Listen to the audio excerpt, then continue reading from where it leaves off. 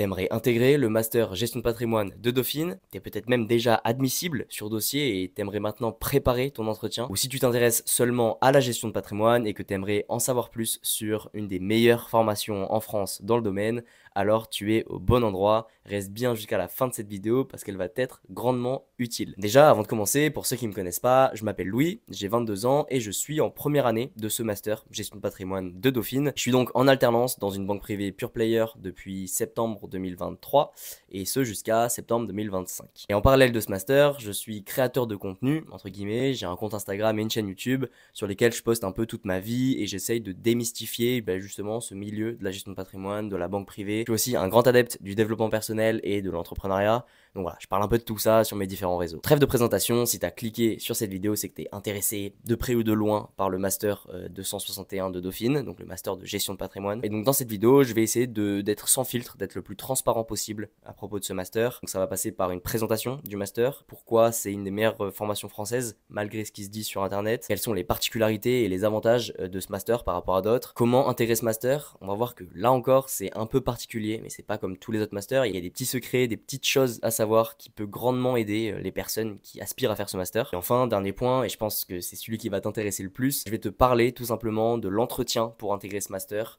Que ce soit intégré en licence 3 ou en master 1, on va voir que encore une fois c'est subtil, mais voilà, je vais te parler un peu de comment se déroule l'entretien, qu'est-ce qu'attendent les recruteurs et quelles sont les questions qui sont régulièrement posées afin que tu te prépares au mieux à cet entretien et que tu réussisses à intégrer cette formation. Première partie, pourquoi ce master est une des formations les plus réputées de France malgré ce qu'on peut trouver sur internet. C'est vrai que quand on tape classement, formation, gestion de patrimoine en France, on tombe vite sur le site meilleurmaster.com sur un classement où on voit que Dauphine est 8e. En fait, il y a plusieurs choses à comprendre sur ce classement. Déjà, première chose, ce classement mélange des masters en formation initiale et des masters spécialisés. Donc des masters qui sont accessibles après le master 2, donc à bac+5. C'est le cas notamment de la première place de ce classement qui est attribuée à Kedge, mais le master de Kedge est un master spécialisé, donc qui est accessible uniquement à bac+5 pour ceux qui ont déjà fait une formation soit en finance, soit en droit, soit déjà une formation de gestion de patrimoine mais qui était un peu moins réputée et donc qui veulent un peu se spécialiser encore plus. Sauf que si tu regardes cette vidéo, il y a de grandes chances que tu sois soit en licence, soit en master 1 maximum, mais que t'aies pas déjà un master 2 dans la poche. Ensuite, ce qu'il faut comprendre, c'est que ce classement n'est pas vraiment représentatif de la réalité des choses, de la réalité du marché. C'est bien, c'est de la théorie, ça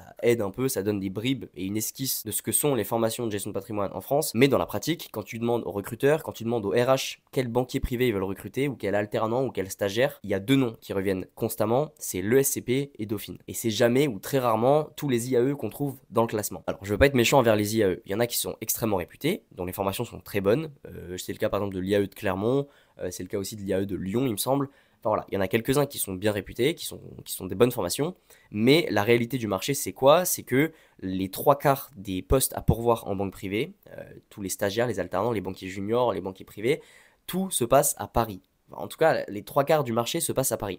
Donc si tu veux intégrer une banque à Paris, les seules formations que les recruteurs vont regarder et vont sélectionner vont être des personnes qui viennent de l'ESCP ou de Dauphine. Parce que c'est les deux seules formations parisiennes qui sont vraiment extrêmement réputées. Alors oui, si tu veux faire banquier privé à Saint-Étienne, peut-être que l'IAE de Clermont c'est bien pour toi. Mais la réalité c'est qu'une personne qui veut faire banquier privé dans cette zone-là, donc vers Saint-Étienne, je dis ça parce que c'est là où il y a l'IAE de Clermont. Une personne qui veut faire banquier privé dans cette zone-là, en fait elle a tout intérêt à faire une formation à Paris, que ce soit à l'ESCP ou à Dauphine. Et ensuite, si elle veut aller s'installer à Saint-Étienne, elle pourra trouver un poste très facilement. Donc voilà, ça c'est le deuxième point, il faut comprendre que les formations parisiennes sont meilleures que les autres en règle générale et que peu importe où tu iras en France, ce sera les formations parisiennes, donc à savoir le SCP et Dauphine, qui t'ouvriront le plus de portes. Troisième chose à comprendre sur ce classement et pourquoi il ne faut pas vraiment le suivre au pied de la lettre, c'est que c'est un classement qui concerne les masters en gestion de patrimoine. Mais la gestion de patrimoine, elle ne s'exerce pas uniquement en banque privée, ni en family office. La gestion de patrimoine, ça peut aussi s'exercer en banque de réseau, en banque retail, dans les cabinets de gestion de patrimoine, les CGP, en assurance, chez un notaire, etc.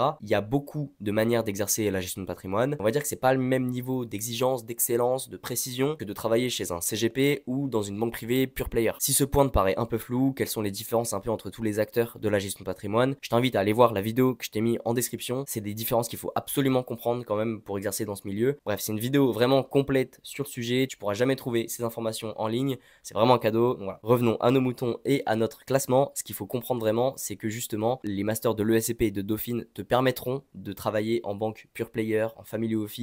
Bref, dans la crème de la gestion de patrimoine, là où des formations en IAE, peut-être pas toutes, mais voilà, alors qu'elles sont dans le top 10 de ce classement et mieux classées que Dauphine, qui apparaît 8ème, bah, ces formations-là ne te permettront pas forcément d'intégrer des banques privées très sélectives et très demandées. Donc voilà, c'est une subtilité qu'il faut comprendre. Fais-moi confiance, si tu veux travailler en banque privée ou en family office, tu as deux formations à viser, ce sont Dauphine ou le SCP. On va voir par la suite comment intégrer ces formations malgré le fait qu'elles soient très sélectives et quels sont un peu les rouages, les passerelles qu'on peut prendre pour finir par travailler en banque privée pour player en ayant un de ces deux masters en poche, même si actuellement tu n'es pas dans une très bonne licence ou tu n'es pas dans une formation très réputée. Avant ça, je vais te parler de ce que je connais le mieux, c'est le master de Dauphine. Quelles sont ses spécificités? Pourquoi il fait partie des deux meilleures formations françaises? Alors déjà, ce master est considéré par beaucoup comme un magistère, même s'il n'a pas cette appellation-là et que ce n'est pas un magistère, mais la raison est qu'il n'y a pas seulement des années de master 1 et 2, mais il y a aussi une année de licence 3. Parce qu'en fait, à Dauphine, tu peux commencer le cursus de gestion de patrimoine dès la troisième année de la licence. Tu peux, si tu le souhaites, dès ta troisième année de licence, te spécialiser en gestion de patrimoine. C'est d'ailleurs ce que j'ai fait. Moi, après mon bac scientifique, je suis parti à Dauphine dans le tronc commun, donc la licence économie-gestion de Dauphine, la licence LSO pour ceux qui connaissent. Donc pour cette licence-là, les premières et deuxième années sont communes à tout le monde. On fait de l'éco, de la gestion, du droit, de la macro, de la micro, enfin voilà, il y a pas mal de matières différentes. Et en troisième année, on peut se spécialiser dans différentes formations. Moi, dès la troisième année, je me suis spécialisé justement dans la licence 3 gestion de patrimoine, qui fait partie du cursus du master 261. Parce qu'en fait, c'est les mêmes responsables de formation. Et on va voir qu'il y a une suite logique entre la licence 3 et le master. Concernant le master maintenant, les spécificités par rapport à l'ESCP par exemple, c'est que le master de Dauphine se fait en 2 ans, master 1 et master 2, et il se fait en alternance. Là où le master de l'ESCP est accessible à partir de bac plus 4 ou bac plus 5, il se fait en une année seulement et t'as un stage de fin d'études et non une alternance. Voilà, l'avantage de Dauphine, pour faire simple, c'est que ça te permet de te spécialiser hyper tôt. Si tu sais que tu veux faire de la gestion de patrimoine, c'est top parce que tu peux te spécialiser dès la licence 3 même, mais pour beaucoup dès le M1, là où tu dois attendre le M2 pour certaines autres formations. Donc comment se passe l'alternance? Le rythme c'est 2 jours, 3 jours. Donc on a lundi, mardi à Dauphine et mercredi, jeudi, vendredi dans l'entreprise. Comme toutes les alternances, pendant les vacances scolaires, on est full en entreprise. On peut poser 5 semaines par an comme un employé classique. Bref, ça c'est comme les autres alternances des autres formations. Donc on a que 2 jours de cours par semaine, mais ça veut pas pour autant dire que le master est chill. Il y a une charge de travail qui est assez conséquente. On a cours en général de 8h30 à 20h30 tous les lundis mardis. Donc voilà, ça fait des grosses journées.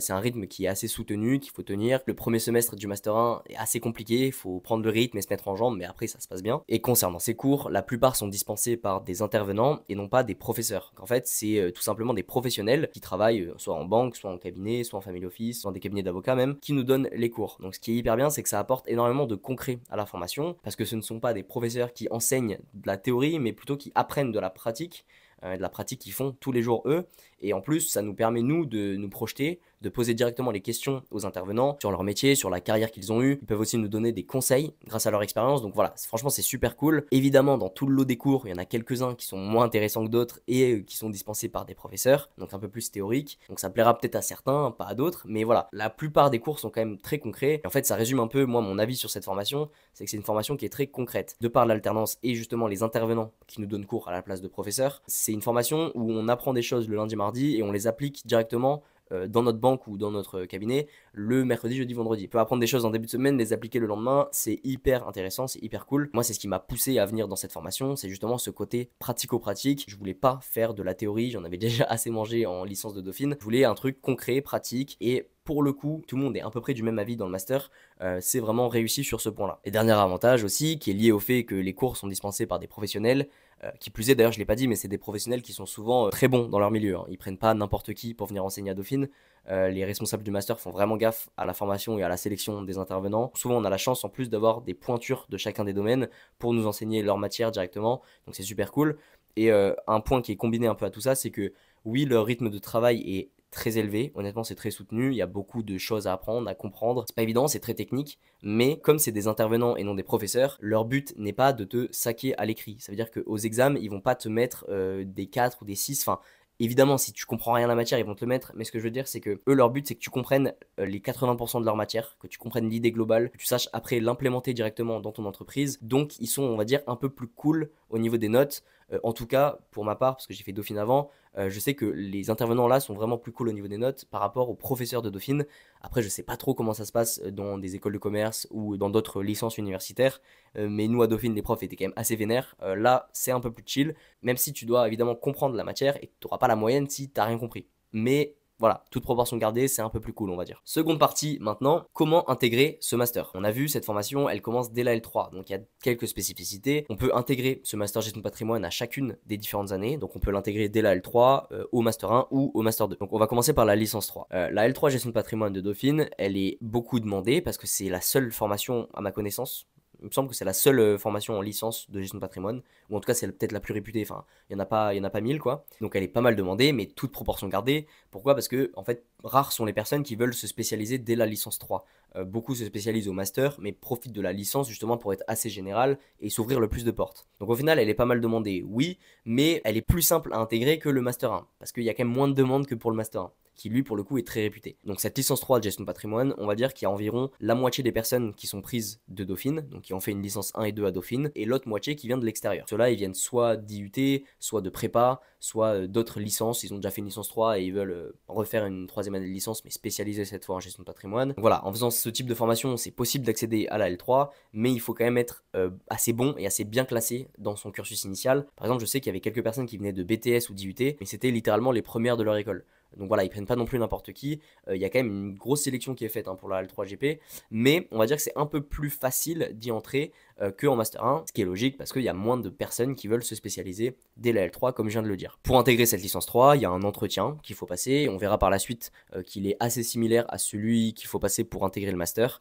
Mais voilà, je reviendrai dans la dernière partie pour ça. Ensuite, concernant le M1 gestion de patrimoine, il y a environ la moitié de la promo qui vient de la licence 3 gestion de patrimoine de Dauphine. En fait, il faut comprendre que c'est une suite logique. Donc en fait, si tu intègres la L3GP et que tu valides avec des bonnes notes, grosso modo, tu es assuré d'être pris en Master 1, sans même passer d'entretien une deuxième fois. Tu as juste à envoyer une lettre de motivation et un CV, mais vu que c'est les mêmes responsables de formation, ils te connaissent, donc ils t'ont déjà accepté en licence 3, ils ont vu les notes que tu avais et comment tu as évolué, et donc tu es quasiment assuré d'être pris en Master 1. Donc il y a environ la moitié de la promo de L3, donc 15 personnes on va dire, et l'autre moitié de la licence, souvent ils finissent soit en école de commerce, soit ils se spécialisent à Dauphine ou autre part en finance ou en droit, mais voilà, ils continuent pas la gestion de patrimoine, on va dire. Pour le Master 1, la promo en tout, c'est 30-35 personnes, on va prendre 30 pour faire simple, mais donc il y a la moitié de ces 30, donc il y a 15 places qui sont déjà prises par les personnes venant de L3. Donc il reste que 15 places pour toutes les autres personnes venant de Dauphine, qui n'ont pas fait la licence 3 gestion de patrimoine, et tout l'extérieur. Toutes les personnes qui ont fait un bachelor, une école de commerce, une licence dans une grosse fac parisienne ou autre. Donc voilà, il y a beaucoup de demandes. Je crois qu'il y a plusieurs centaines de demandes pour ce master, mais il n'y a que 15 places. Ce qui fait qu'il est très sélectif. Et donc c'est peut-être pour ça, et en connaissance de cause, que tu regardes cette vidéo, c'est pour justement maximiser tes chances d'être pris et pour réussir ton entretien de ce master. Et enfin, il faut savoir aussi qu'on peut intégrer le master en dernière année, donc en deuxième année de master, mais il y a là pour le coup 3-4 places maximum, et c'est uniquement pour des personnes en général qui ont déjà fait un master 2, soit en droit fiscal, soit en droit patrimonial, soit en finance, et qui veulent se spécialiser en gestion de patrimoine et qui choisissent pour ça la formation de Dauphine au lieu de choisir par exemple le SCP. Mais voilà, donc il y a on va dire 3-4 places. Le gros du recrutement pour le master se fait dès la première année. Donc maintenant que ce master n'a plus de secret pour toi, que tu as compris un peu pourquoi ce master était réputé, et voilà, quels étaient les avantages d'intégrer ce cursus, t'as peut-être justement envie d'intégrer ce cursus et t'as peut-être même été admissible sur dossier. Tu dois maintenant passer ton entretien. Alors cet entretien, déjà, il faut que tu saches que tu vas le passer avec Frédéric Gonan et Amélie Debria, qui sont les deux responsables de la formation. Cet entretien est assez classique, quoique il y a des petites choses qui varient. C'est pour ça que je fais cette vidéo et je vais vous dévoiler concrètement la liste des questions que les recruteurs posent régulièrement. Donc déjà, pour cet entretien, ils vont te demander de te présenter, classique, hein, rien de spécial, c'est un peu comme toutes les autres formations pour le coup. Et ensuite, par contre, ils vont te poser des questions. Et c'est là où tu vas devoir faire la différence. Donc déjà pour les questions côté finance. Les questions côté finance sont pas les plus compliquées, je trouve. Ça va être par exemple comment varient les obligations en fonction de l'évolution des taux d'intérêt, quelles sont les différences entre une action et une obligation, quelles sont les différences même au sein des obligations, donc entre senior, hybride, etc. Comment les actions fluctuent, qu'est-ce que représente concrètement une action. Enfin voilà, c'est franchement assez basique pour le coup côté finance. Ensuite pour les questions sur le droit et la fiscalité, elles vont être peut-être un peu plus pointues pour certains, enfin en tout cas ça dépend de tes aspirations et de si t'es bon dans ces matières-là.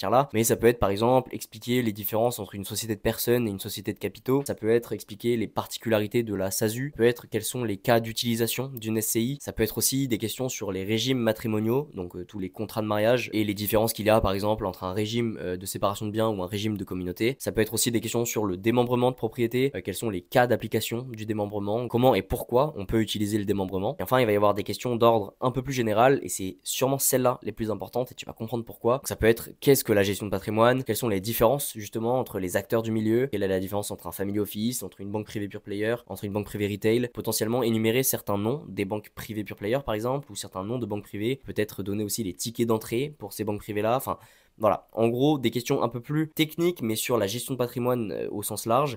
Encore une fois, si tu as des questions là-dessus et que tu n'es pas sûr de tes compétences sur le domaine, je t'invite à aller voir mes autres contenus et surtout la vidéo que je te mets en description. Voilà, c'est une vidéo d'une demi-heure sur tous les secrets de la banque privée. Donc je parle justement de tous ces sujets-là. C'est exactement ça qu'il faut savoir pour l'entretien. Donc voilà, je t'invite à aller la voir. Je vais pas me répéter ici. Mais voilà, il faut savoir un peu les différences qu'il y a pour ces différents acteurs. Et il faut montrer surtout qu'est-ce que toi tu veux faire. Quel est ton projet professionnel. Pourquoi tu veux intégrer ce cursus en gestion de patrimoine, justement. Il faut montrer que tu veux faire ce cursus pour faire de la gestion de patrimoine ton métier et pas que tu es là par hasard ou pas que tu es là pour uniquement la finance ou pour uniquement le droit. Vraiment que tu montres que tu es intéressé par la fiscalité, par le droit, par la relation client et que tu sais que tu veux faire de la gestion de patrimoine ton métier, potentiellement même donner un nom de maison dans laquelle tu veux bosser ou en tout cas une structure. Est-ce que tu préférerais bosser en family office, en banque privée, en pure player ou autre. Bref, en gros montrer que t'es pas là par hasard et que tu sais ce que tu veux, c'est le plus important pour les recruteurs.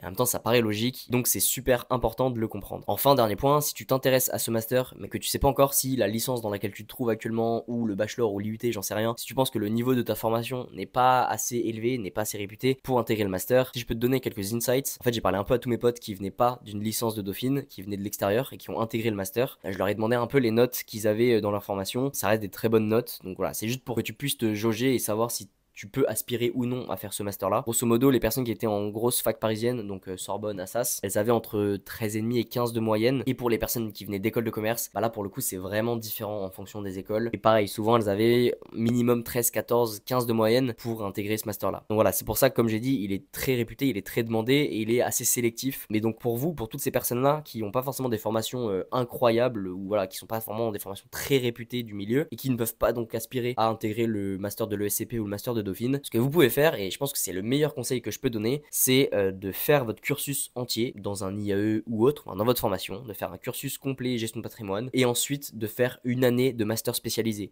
Donc soit à l'ESCP, soit à Dauphine, intégrer le M2, soit même à Kedge ou peu importe où, même à l'OREP, il y en a plein. Mais voilà, faire ensuite une année de master spécialisé parce que oui, ça va vous rajouter une année d'études, mais il faut comprendre qu'en wealth management, en banque privée, c'est hyper important le dossier. Vraiment, les études sont très importantes, surtout pour le début de carrière. À la limite, une fois que tu as 30-35 ans, les gens s'en foutent de la formation que tu as fait, c'est ce que tu as prouvé dans les entreprises et ce que tu as prouvé sur le terrain. Mais au tout début, pour les juniors, si tu veux intégrer une bonne banque privée ou un bon family office, enfin vraiment un truc réputé, bien, et pas intégrer des banques privées retail, qui sont un peu moins réputées, on va dire. Il faut à tout prix que tu mettes le paquet sur ta formation.